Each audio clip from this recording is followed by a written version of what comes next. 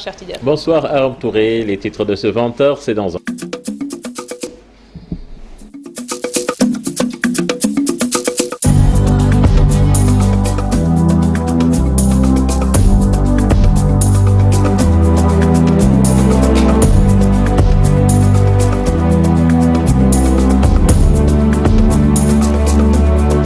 La situation de la pandémie du coronavirus. 108 nouvelles contaminations et de nouveaux décès. Thiès et Louga entament des actions d'envergure pour freiner la propagation de la Covid-19 au Sénégal. La seconde vague de contamination au coronavirus qui plombe les activités chez les vendeurs de prêt-à-porter. Ils ne reçoivent plus de commandes en cette veille de fête. Et puis un mouvement pour le maintien des villes mises sur pied pour s'opposer à la suppression des villes de Dakar, Pikine, Guédiawaye, Rufisque et Thiès. Vous entendrez l'un des initiateurs dans ce 20h. Voilà le sommaire de cette édition. Tout de suite le développement.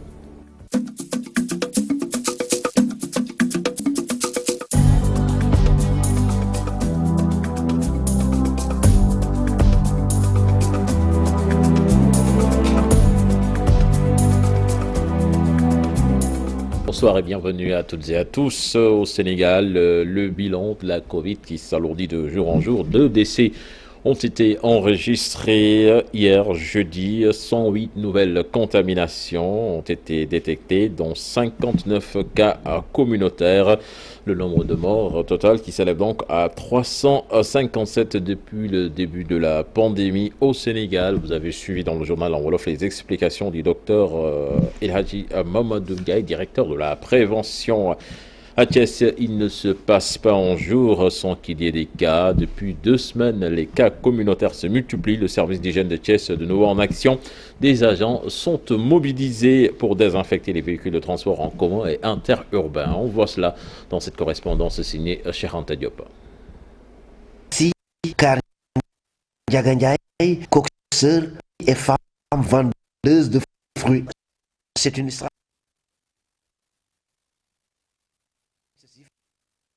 pour lutter contre le coronavirus.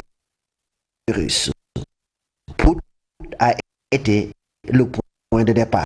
C'est des séries d'activités que nous avons entamées présentement au niveau de Pout, qui est en réalité la porte d'entrée même de la région de Thiès. Les endroits potentiellement qui peuvent vraiment favoriser la propagation de ce virus que nous avons projeté effectivement de procéder à la désinfection. Donc c'est les marchés, quand on parle de marché aussi, il y a les vendeurs de denrées alimentaires.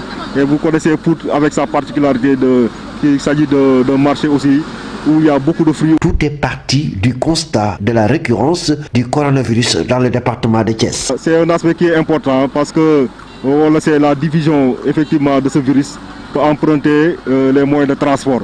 Donc c'est pourquoi il est vraiment très indiqué dans ce contexte d'épidémie et même de recrudescence des nombres de cas, effectivement de procéder à la désinfection des lieux, mais aussi de faire la désinfection des véhicules. À ce sujet, donc on a essayé un peu d'encadrer de manière locale les chauffeurs.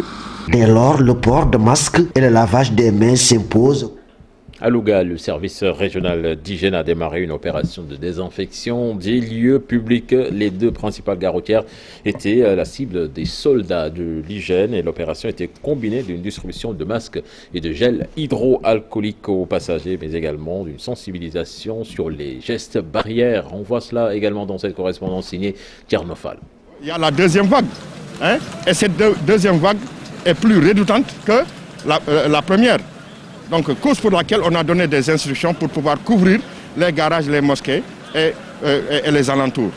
C'est pourquoi on est là aujourd'hui. Des chauffeurs qui sont conscients, n'est-ce pas, de la pandémie, ont ouvert leur véhicule. Et en ce moment, les véhicules ont été arrêtés. Cette opération qui vient de démarrer va se poursuivre également au niveau des mosquées et dans les marchés pour freiner la propagation du virus selon le chef de la brigade. Si on termine les garages, on va attaquer les mosquées, mais après cela, on va attaquer, n'est-ce pas, les marchés et les mosquées. Donc voilà la situation en gros de notre activité d'aujourd'hui. Et ça va continuer d'ici 15 jours. On va s'accentuer, n'est-ce pas, sur cette activité de lutte contre la Covid-19. Capitaine Sow et son équipe ont également profité de cette occasion pour sensibiliser les Lougatois sur le respect des mesures barrières. On est là pour accompagner les personnes et en même temps véhiculer des sensibilisations. C'est pourquoi ce qui reste, c'est les mesures barrières. De porter toujours les masques, de toujours se laver les mains, mais aussi d'utiliser de l'alcool gel. Des masques gel hydroalcooliques ont été également offerts aux chauffeurs et passagers lors de cette opération de désinfection. Nous parlons à présent de la polémique sur la démission ou non du président du comité de pilotage du dialogue national qui continue de défrayer la chronique. Y a-t-il véritablement un cas Famara Ibrahima Sagna, en tout cas ses collaborateurs nagent dans un flou total. C'est ce que nous allons voir dans cet élément signé Alassane Ba et Mohamed Dia. C'est un véritable cas si l'on se fie sur ce qui se dit dans la presse. Personne sur ceux que nous avons contactés ne peut confirmer ou infirmer que le président du comité de pilotage du dialogue national a démissionné. Je n'ai aucune information qui confirme qu'il a démissionné, mais c'est seulement que j'ai regretté s'il a démissionné ou pas, parce que je sais que le dialogue national est très important actuellement pour les populations sénégalaises. Parce que quand j'ai représenté les éleveurs, on a sorti beaucoup de points. Y a-t-il un cas Famara Ibrahima Sagna? Bon, c'est la personne que je ne pratique pas. Parce que quand on se retrouve au niveau du dialogue national, vraiment, il nous donne des pouvoirs à dire ce que nous voulons. Et aussi, je ne sais pas vraiment s'il y a d'autres problèmes internes, c'est des problèmes qu'on ne nous informe pas. Bon, de quelqu'un que je ne pratique pas longtemps aussi, je ne peux pas lui connaître vraiment intérieurement. Je ne sais pas ce qu'on peut appeler cas, mais en tout cas, il y a eu un problème, une erreur de casting. C'est-à-dire, peut-être, à mon avis, une erreur sur le choix de la personne. Parce que le Famara Ibrahima Sagna qui conduisait le dialogue en 1993 ne peut pas être le même Famara Ibrahima Sagna qu'aujourd'hui, quelqu'un qui a plus de 85 ans. À l'époque, on était dans un contexte où il n'y avait même pas de diversité médiatique. À l'époque, le contexte politique n'était pas le même. Mais au-delà du cas Famara Ibrahima Sagna, on doit s'interroger sur la pertinence de continuer un tel dialogue national. Les travaux des commissions ont été suspendus à cause de la pandémie de Covid-19. Seul le dialogue politique avait repris et poursuivi ces discussions. Certains choix politiques sous prétexte du dialogue national avaient suscité moult réactions. Au finish, avait-il raison d'émettre des soupçons? Vous l'annoncez dans les titres, en mouvement pour le maintien des villes est né le 2MV qui s'oppose à l'idée de la suppression des villes de Dakar, Pékin, Guédiawaye, Rufisque et Thiès. Un des initiateurs explique le pourquoi au micro de Chérif Dia. Je propose de l'écouter. C'est une idée rétrograde qui va à contre-temps de l'ère du temps. Parce qu'aujourd'hui, on doit aller vers la reconstitution au contraire des villes. Parce que l'émiettement ne favorise pas le développement, ne favorise pas la viabilité des territoires. Donc dans un contexte comme ça, je crois qu'on devrait parler de tout sauf de la suppression des villes. Je suis d'accord qu'il faut réformer, mais il faut une réforme beaucoup plus courageuse qui permet qu'on ait des territoires viables. C'est pourquoi nous disons non. Et nous sommes en train de mettre en place un vaste mouvement citoyen appelé Mouvement pour le maintien des villes. C'est un mouvement qu'on va mettre en place avec des points focaux dans chaque ville concernée, Dakar, Thiès, Rufisque, Pékin et Guédiawaye, afin que la voix des citoyens porte. On ne peut pas, nous, citoyens, subir les réformes. La moindre chose, c'est également de demander l'avis des citoyens. Il fallait aller vers un référendum local, par exemple, pour éviter que les citoyens subissent les réformes et qu'on décide à la place des citoyens. Aujourd'hui, donc, c'est pourquoi nous disons non à la suppression des villes. On peut réformer autrement et on doit aussi réformer allant dans le sens d'accroître les transferts financiers au niveau des collectivités. C'est ça les enjeux de la décentralisation aujourd'hui. De toute autre chose à présent, campagne de communication et de sensibilisation de la nouvelle réglementation du secteur de la boulangerie. La Fédération nationale était à Saint-Louis et elle salue les efforts des autorités locales pour l'application de ces règlements en vigueur. Son président Amadou Gaye en parle au micro de Seynou Diop et Habib Seck. Il y a même une application sur le terrain. Donc c'est ça qu'on attend. Donc Saint-Louis doit être un exemple pour tout le monde. C'est ça qu'on attend des autorités. Et nous sommes vraiment très honorés aujourd'hui d'être là. Le problème est très simple. Vraiment, ça suffit. Ça suffit, parce que vous nous dites beaucoup de choses, les boulangers. Or, c'est pas nous. L'accès à la profession doit être régulé. Les boulangeries qui existent doivent se déclarer. Les conditions de transport du pain doivent être réglées. La vente du pain, exactement, c'est ça l'alimentation. Et la norme, vous parlez de poids tout à l'heure. Mais la norme, vous avez réglé ça. La norme règle ça. Donc, une norme obligatoire.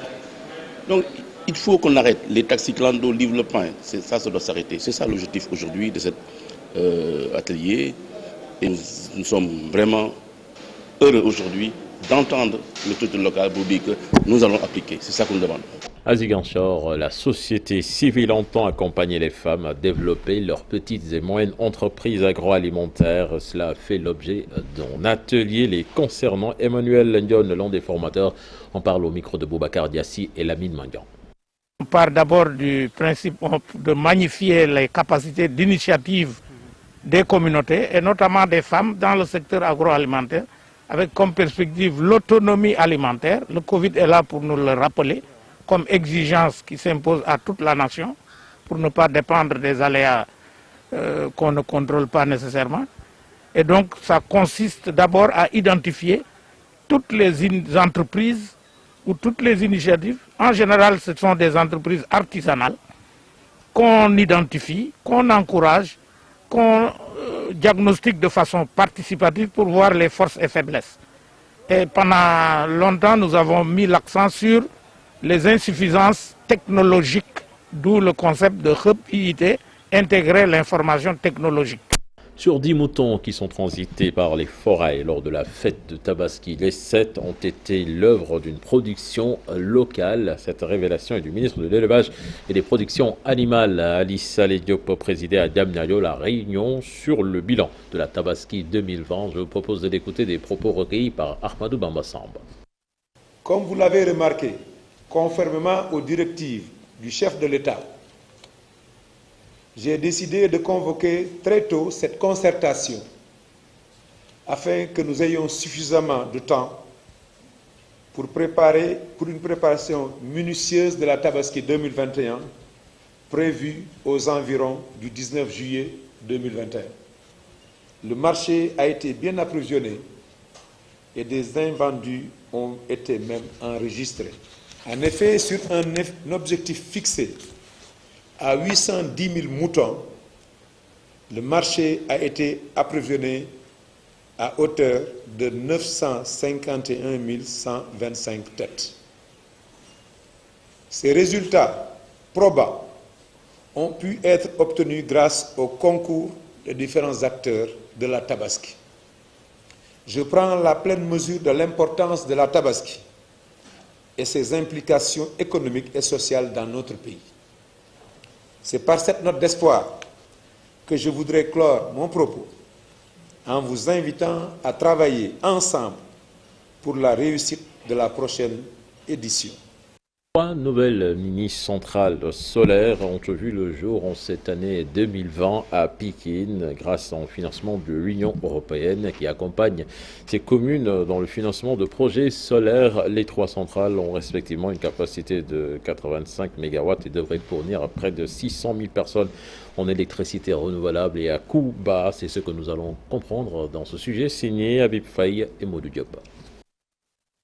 Le maire de la commune de Pikine, Abdoulaye Timbo, a réceptionné la centrale solaire pour la grande mosquée de la localité dans le cadre du programme d'éclairage des villes du Sénégal piloté par l'Agence nationale pour les énergies renouvelables. 100% de la consommation d'énergie de la grande mosquée. Tout à l'heure, je vous disais que c'est la 3e mini-centrale parce que nous en avions 2 déjà. La mini-centrale du lycée de Thiaroye avec une capacité de production de 30 kW et la mini-centrale du lycée Limamoulaye avec une capacité de production de 45 kW. La ville de Pékin souffre de plusieurs maux, Force est de reconnaître que le problème de l'éclairage public occupe une place de choix. La compétence avérée des collectivités locales a toujours été un casse-tête pour les différentes équipes municipales qui se sont succédées à la tête de la municipalité de Pikine. Aller au-delà de ça, vers les autres structures publiques qui sont dans le département et participer, comme je le disais tout à l'heure, à ces deux, essentiellement la réduction des gaz à effet de serre, mais aussi la réduction du coût de l'électricité. Dans un tel contexte, on peut dire sans risque de se tromper que le maire Timbo est en passe de relever un défi qui tenait vraiment à cœur les populations de la banlieue. Pour que le mix énergétique soit une affaire même des foyers, il faut qu'on arrive à cela. La mosquée qui reçoit énormément de monde sera une vitrine véritablement pour vulgariser cette politique de mix énergétique.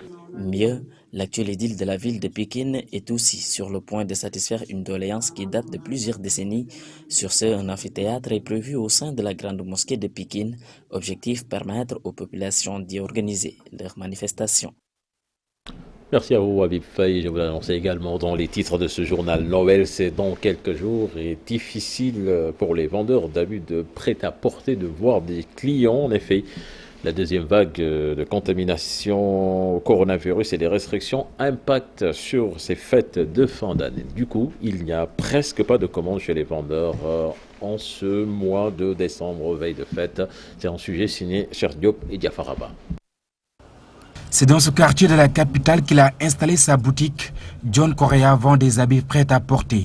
Depuis ce matin, il n'a pas vu l'ombre d'un client à quelques jours de Noël. C'est difficile, vu que l'année passée, à cette période, franchement, on avait fait une bonne affaire par rapport à cette année. Vendre un article en cette période n'est pas une chose aisée, ce qui a impacté sur le chiffre d'affaires. Ça va forcément diminuer nos revenus. Ouais, et les charges restent toujours les mêmes. Après, voilà, on fait avec, parce que voilà, vu qu'on est dans un état avec des lois et tout, donc il faut qu'on les applique, c'est juste ça. Dans ce contexte marqué par le coronavirus et l'interdiction des manifestations, beaucoup de Sénégalais vont rester chez eux. Ce que le ministre a sorti comme décret, donc les gens ne vont pas sortir. Bon, normalement, ils ne viennent pas pour acheter. Les restaurants ferment à 23h, les boîtes ne fonctionnent pas, donc du coup, nous aussi, ça nous impacte. Parce que quand les gens s'habillent et ils n'ont pas où aller, donc après, vraiment, ça nous impacte vraiment. Beaucoup de secteurs sont au ralenti pour cause le coronavirus. Ces commerçants demandent aux Sénégalais de respecter les gestes barrières pour que cette pandémie soit un mauvais souvenir. Cheikh Diop, la journée internationale des migrants célébrée ce 18 décembre au Sénégal. Les acteurs indexent l'État sur le manque de communication et de stratégie pour prendre à bras le corps les questions migratoires. Ici, les autorités, les vrais acteurs sont snobés par les autorités, du moins c'est ce que révèle le président de l'ONG Otra Africa, le professeur Souleymane Diallo, qui en parle au micro de Mamadou Fall et Pape Sangoné Mbaye. Il y a une malentendu entre le gouvernement, l'État du Sénégal, et en premier lieu le chef de l'État et sa diaspora. Donc quand on parle de migration, en général on parle de l'extérieur. Et donc il n'y a pas une communication, une harmonisation de la communication entre les véritables acteurs de la migration. Puisque parfois on voit que l'État du Sénégal reçoit des acteurs prétendant être de la migration ou de la diaspora sénégalaise. L'Europe célèbre parfaitement et bien la journée internationale de la migration. Mais au Sénégal, on ne sent pas cette journée. Et le Sénégalais est en général une population migratoire, un peuple émigré. Donc on ne sent pas cette journée au Sénégal. Et parfois, on voit, comme je l'ai dit tantôt, nos autorités recevoir et discuter de la question migratoire sans les acteurs prédéfinis de cette question. Actualité internationale à présent avec la mort de Pierre Bouyoya, l'ancien président du Burundi décédé de la Covid en France. Le mandat d'arrêt de la justice bissau-guinéenne contre l'ancien Premier ministre Domingos Simões Pereira, exilé au Portugal. Le haut commandant somalien, une nouvelle fois visé par les terroristes Shebab ce vendredi. C'est ce que nous allons voir dans ce récit signé Daniel Youfa. L'ancien président du Burundi et ex-haut représentant de l'Union africaine pour le Mali et le Sahel est décédé À 71 ans, Pierre Biroya est mort alors qu'il rejoignait un hôpital parisien. Il avait contracté le coronavirus alors qu'il se trouvait à Bamako. Il était hospitalisé depuis une semaine à la clinique Pasteur dans la capitale malienne, placé sous respirateur artificiel. Son état de santé s'étant brusquement dégradé, il a finalement été évacué par un avion médicalisé hier vers Paris. Décédé même durant son transfert en ambulance d'un aéroport parisien vers l'hôpital américain de Neuilly, où il était suivi depuis longtemps pour des problèmes de santé. Mandat d'arrêt contre l'ancien Premier ministre bissau-guinéen Domingos Simões Pereira, exilé au Portugal. Les autorités judiciaires du pays soupçonnent la disparition de sommes versées au pays par le Fonds monétaire international en montant de 35,2 milliards de francs CFA alors qu'il dirigeait le gouvernement. Des fonds qui ont disparu des comptes de l'État selon les autorités. Le parquet de Bissau annonce avoir lancé un mandat d'arrêt contre lui pour crime. Le haut commandement somalien a une nouvelle fois été... Merci à vous, Daniel Diouf. En mot de sport, avant la fin de cette édition, la reprise des activités sportives qui nécessitent un respect strict du protocole sanitaire proposé par le ministère de la Santé plutôt, l'annonce faite par le ministre des Sports Matar Ba, bien accueillie par les acteurs du football, une reprise qui constitue une aubaine, surtout chez les athlètes. C'est un sujet signé Mamadou Fall et Pape Sangonembaye. La reprise des activités sportives négociée par le ministre des Sports Matar Ba soulage toutes les fédérations sénégalaises. Celles qui s'occupent de l'athlétisme trouvent que c'est une aubaine. Cela leur permettra de préparer sereinement les compétitions internationales. C'est une aubaine pour nous parce que dans la mesure où ça permet à notre élite de continuer à s'entrer au niveau du centre international de Dakar. Donc vous savez que l'élite de l'athlétisme s'apprête se prépare actuellement les championnats d'Afrique et les JO de Tokyo. Mais cette reprise est bien encadrée puisque tous les acteurs doivent respecter un protocole sanitaire. Chez les athlètes, il est établi ainsi. Les athlètes, pour pouvoir s'entraîner, on les oblige à mettre le masque jusqu'au tartan, c'est-à-dire avant le démarrage des entraînements. Bon, ils doivent aussi au préalable procéder en lavage des mains avec du savon ou bien avec du gel antiseptique. Pour les entraîneurs aussi, ils doivent maintenir le masque du début à la fin des séances.